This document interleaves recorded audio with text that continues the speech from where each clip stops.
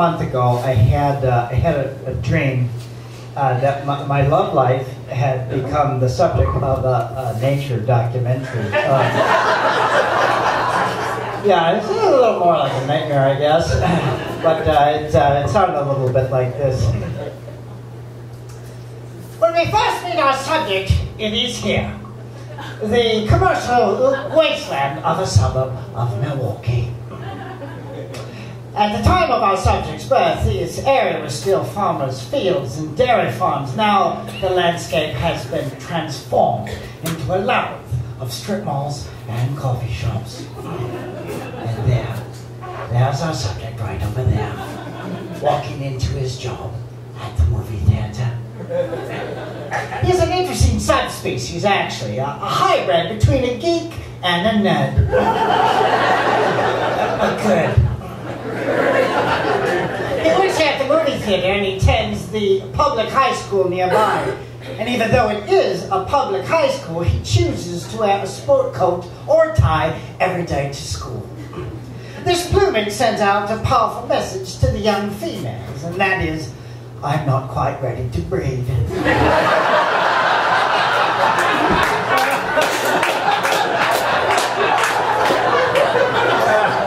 Let's check on him in a few years.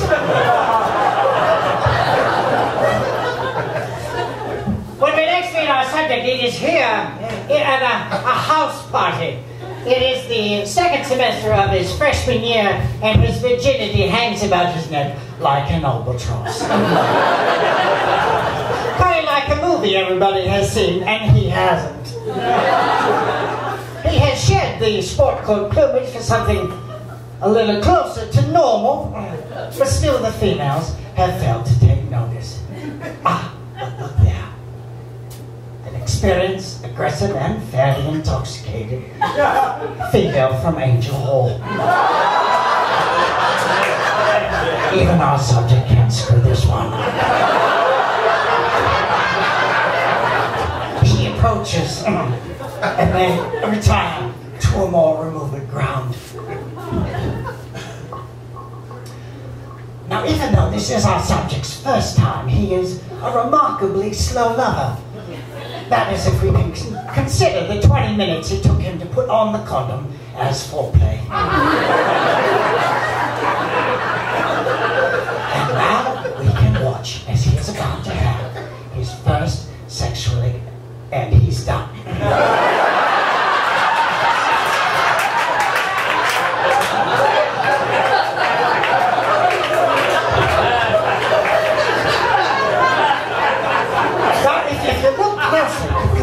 Waves and waves of Catholic guilt attacking his psyche.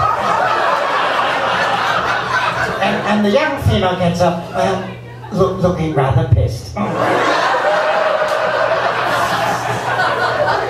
We'll check on him again in a few years.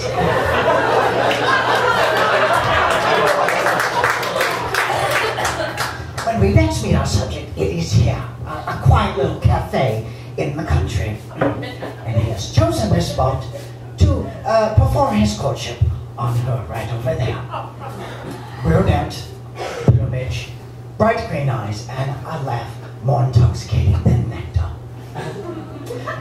The bond seems to be going quite successfully, and you can hear their laughing song ring throughout the environment. Yet, rather tragically, he will, within 2 years, he will be leaving the higher education tribe, and his partner, still in the tribe, will be migrating to Europe for a semester. The distance takes a toll, and it's very difficult for them to perform their laughing courtship.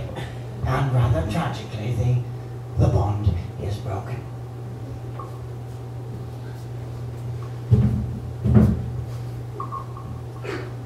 When we next meet our subject, it is here. It is 15 years later, and we are in divorce court. His pairing with another partner has produced 3 beautiful children, and yet the pairing was very short-sighted. His partner was a type A personality, and our subject is, well, quite frankly, down near the R's.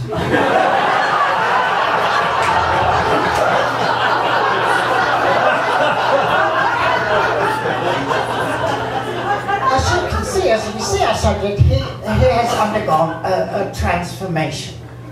The bright curly hair that made up his primary plumage earlier has begun to molt and thin.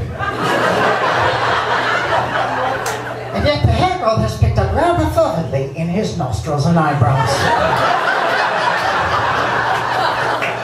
His body has also undergone a metamorphosis. What could once be described as six-pack abs could now be described as a large jug of wine. Now, to engage in this emotional warfare, they have hired lawyers.